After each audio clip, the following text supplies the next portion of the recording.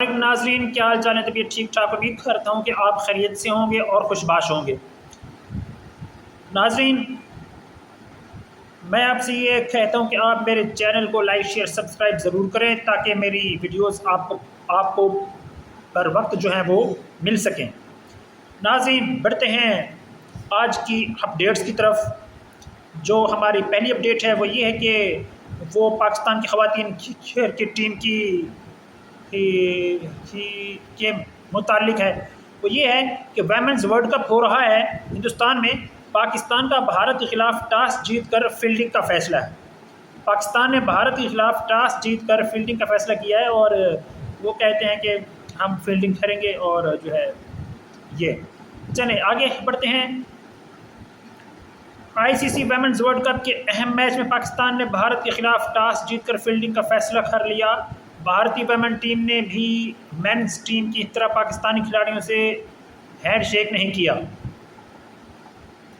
یعنی ہندوستان نے اپنی روایت برقرار رکھی ہے۔ یعنی ایشیا کپ کے اندر جو مینز کی جو ٹیم تھی مردوں کی، اس میں بھی ہندوستانی ٹیم نے پاکستانی ٹیم کے ساتھ ہینڈ شیک نہیں کیا تھا، یعنی ہاتھ نہیں ملایا تھا۔ تو اسی روایت کو برقرار رکھتے ہوئے ہندوستان کی خواتین کی جو کرکٹ ٹیم ہے انہوں نے بھی پاکستان کی خواتین کرکٹ ٹیم سے ہاتھ نہیں ملایا ہے۔ تفصیلات کے مطابق آئی سی سی ویمنز ورلڈ کپ کے گروپ میچ میں پاکستان کی طرف سے بھارت کے خلاف ٹاس جیت کر پہلے فیلڈنگ کرنے کا فیصلہ کیا گیا ہے۔ سری لنکا کے دارالحکومت کولمبو میں کھیلے جانے والے اس میچ میں پاکستان ویمن کرکٹ ٹیم کی کپتان فاطمہ ثنا نے ٹاس جیت کر بھارت کو بیٹنگ کی دعوت دی۔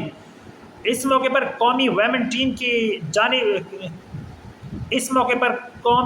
ٹیم کی کپتان نے کہا کہ کوالیفائر میں اچھا کیا تھا، کوشش ہوگی کہ آج بھی بہتر پرفارم کریں۔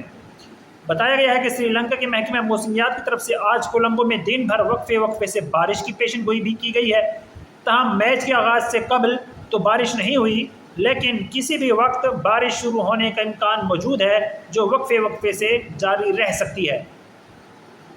ناظرین یہ تھی خواتین کی کرکٹ ورلڈ کپ کی اپڈیٹ جو میں آپ کو آگے بھی مسلسل دیتا رہوں گا، اور یہ بھی آپ جو ہے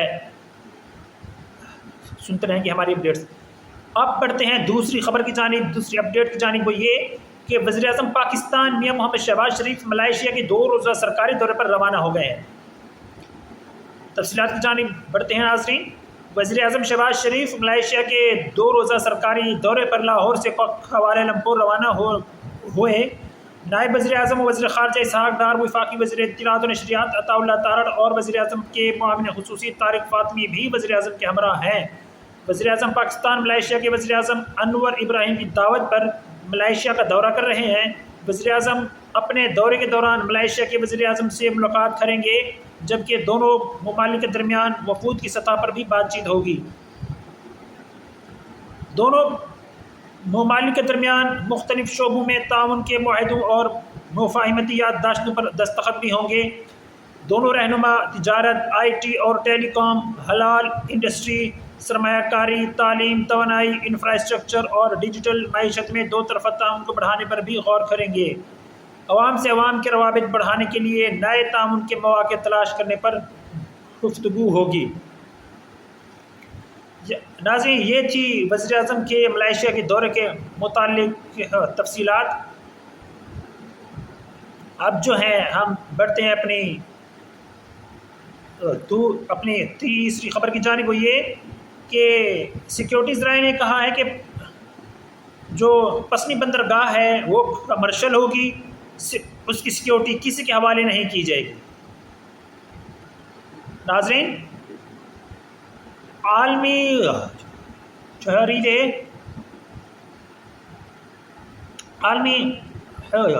جریدے فائنینشل ٹائمز کی پاکستان کی طرف سے امریکہ کو پسنی بندرگاہ کی تعمیر کی پیشکش کی خبر پر سیکیورٹی ذرائع نے وضاحت جاری کر دی۔ میڈیا رپورٹس کے مطابق سیکیورٹی ذرائع کا کہنا ہے کہ پسنی بندرگاہ کے آپریشنز کمرشل بنیادوں پر چلائے جانے کی تجاویز میں اس حوالے سے حتمی فیصلہ ہونا ابھی باقی ہے۔ یہ بندرگاہ پاکستانی معدنیات کو شراکت دار ممالک تک پہنچانے میں اہم کردار ادا کرے گی، مگر اس بندرگاہ کی سیکیورٹی کسی بھی صورتحال کسی بھی صورت کسی دوسرے ملک کے حوالے نہیں کی جائے گی۔ پاکستان کی سیکیورٹی کی ذمہ داری صرف پاکستان کی ہے۔ سیکیورٹی ذرائع نے کہا کہ پاکستان کب سب کے ساتھ کھڑے گا، مگر سیکیورٹی کی گارنٹی ہم نے خود کرنی ہے۔ پاکستان کام سب کے ساتھ کھڑے گا مگر سیکیورٹی کی گارنٹی ہم نے خود کرنی ہے۔ پاکستان میں چین گوادر پورٹس سمیت مختلف بڑے منصوبوں میں کام کر رہا ہے، مگر ان تمام کی سیکیورٹی کی ذمہ داری صرف پاکستانی فورسز کے پاس ہے۔ اسی طرح معدنیات کی شراکت داری کے معاملے میں بھی سیکیورٹی کے امور صرف پاکستان ہی دیکھے گا۔ پاکستان کسی کے کندھے پر رکھ کر سیکیورٹی حاصل نہیں کرے گا۔ یہ پاکستان کے ڈی این اے میں ہی نہیں کہ ملک کے کسی حصے کی سیکیورٹی کے لیے کسی دوسرے ملک کی خدمات لی جائیں۔ سیکیورٹی حکام کہتے ہیں کہ صرف ایک یا دو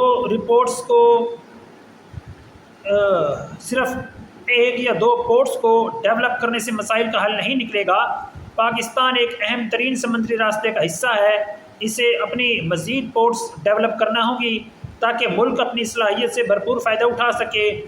پسنی بندرگاہ کے آپریشنز کمرشل بنیادوں پر چلانے کی تجاویز تیار کی گئی ہیں۔ آنے والے دنوں میں معدنیات اور سیاحت سے متعلق شعبوں میں سرمایہ کاری کے لیے مزید تجاویز بھی سامنے آئیں گی۔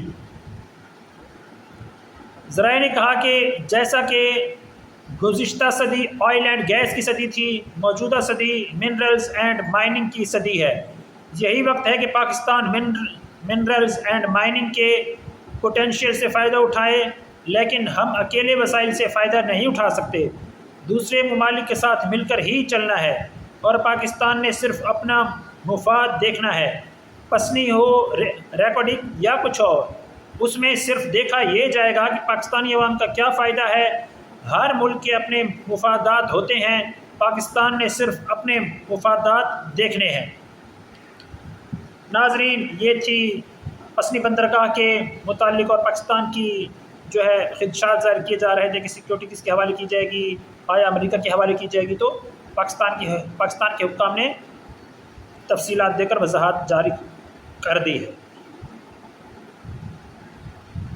ناظرین، اب ہم پڑھتے ہیں اپنی چوتھی خبر کی جانب، وہ یہ کہ بلوچستان میں مقامی قبائل کی فتنال ہندوستان کے دہشت گردوں کے ساتھ جھڑپ ہوئی ہے، جس کے اندر 4 دہشت گرد ہلاک ہو گئے ہیں۔ ناظرین، صوبہ بلوچستان میں فتنال ہندوستان کے دہشت گردوں پر مقامی قبائل کے حملے میں 4 دہشت گرد مارے گئے۔ سیکیورٹی ذرائع کے مطابق صوبہ بلوچستان کے علاقے کورکی میں مقامی قبائل اور فتنہ الہندوستان سے تعلق رکھنے والے دہشت گردوں کے درمیان جھڑپ میں 4 دہشت گرد ہلاک اور 2 زخمی ہوئے۔ ان دہشت گردوں نے مقامی قبائل کے اصرار کے باوجود علاقے کو خالی کرنے سے انکار کر دیا تھا۔ اس حوالے سے ذرائع نے مزید بتایا کہ کلی آدم زئی کورکی کی خواتین نے قرآن پاک کا واسطہ دے کر دہشت گردوں کو علاقے سے جانے کی اپیل کی، مگر دہشت گردوں نے نہ صرف علاقہ خالی کرنے سے انکار کیا بلکہ مقامی خواتین کو مسلسل ہراساں بھی کرتے رہے۔ اس اشتعال انگیزی کے بعد قبائل نے اپنے دفاع کے لیے ہتھیار اٹھانے کا فیصلہ کیا اور دہشت گردوں سے جھڑپ کے دوران مقامی قبیلے کا ایک فرد شہید اور 2 زخمی ہوئے۔ سیکیورٹی ذرائع کا کہنا ہے کہ بلوچستان کے بہادر عوام پر فتنہ ہندوستان کا اصل چہرہ اب واضح ہو چکا۔ خواتین کو ہراساں کرنے اور مقامی روایات پامال کرنے سے یہ بات ثابت ہو گئی کہ اس فتنے کا نہ اسلام سے کوئی تعلق ہے اور نہ ہی یہ بلوچ اقدار سے تعلق رکھتے ہیں۔ مقامی قبائل نے عزم کا اظہار کیا کہ اپنے علاقے کو کسی صورت دہشت گردانہ سرگرمیوں کے لیے استعمال نہیں ہونے دیں گے۔ ناظرین، یہ تھی آج کی خبریں اور اپڈیٹس۔ مزید اپڈیٹس جیسے ہی ملے گی وہ آپ کو دی جائیں گی۔ تب تک جو ہے مجھے دعا میں یاد رکھیں۔ خدا حافظ ناظرین، ملتے ہیں اگلے ولاگ میں۔ شکریہ۔